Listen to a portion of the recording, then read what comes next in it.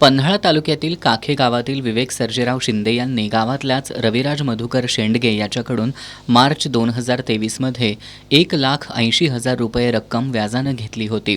या रक्कमेच्या बदल्यात विवेक शिंदे यांनी रविराजला रोख आणि ऑनलाईन स्वरूपात 5,53,000 रुपये परत केलेत। तसंच शिंदे यांनी मे 2025मध्ये कोडोलीतील शुभम रघुनाथ कणसे याच्याकडूनही 2 लाख रुपये व्याजानं घेतले होते। शुभम कणसे यानं 5 महिन्यात या 2 लाखांच्या बदल्यात विवेक शिंदेंकडून तब्बल 7,43,000 रुपये वसूल केलेत। त्यानंतरही दोघांकडून पैशाची मागणी सुरू होती।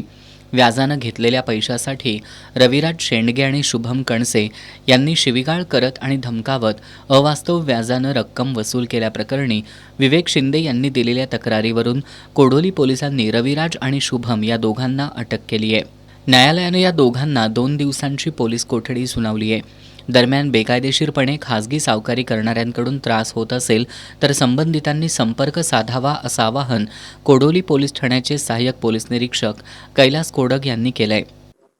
सहाय्यक पोलीस निरीक्षक कैलास कोडक, कोडोली पोलीस ठाणे सर्व नागरिकांना आवाहन करतो की नुकताच कोडोली पोलीस ठाणे येथे खासगी सावकारी विरोधात गुन्हा दाखल केलेला आहे। त्या गुन्ह्यामध्ये 2 आरोपी अटक केलेले आहेत। तरी नागरिकांनी न घाबरता पोलिसांनी तक्रार नोंदवावी। खाजगी सावकारी करणाऱ्या व्यक्तींवर योग्य ती कायदेशीर कारवाई केली जाईल। जय हिंद, जय महाराष्ट्र। कोडोली परिसरात खासगी सावकारीमध्ये मोठ्या प्रमाणात वाढ झाली आहे। यामुळे सर्वसामान्य नागरिकांची पिळवणूक होत असल्यानं सध्या कोडोली पोलीस ॲक्शन मोडवर आलेत।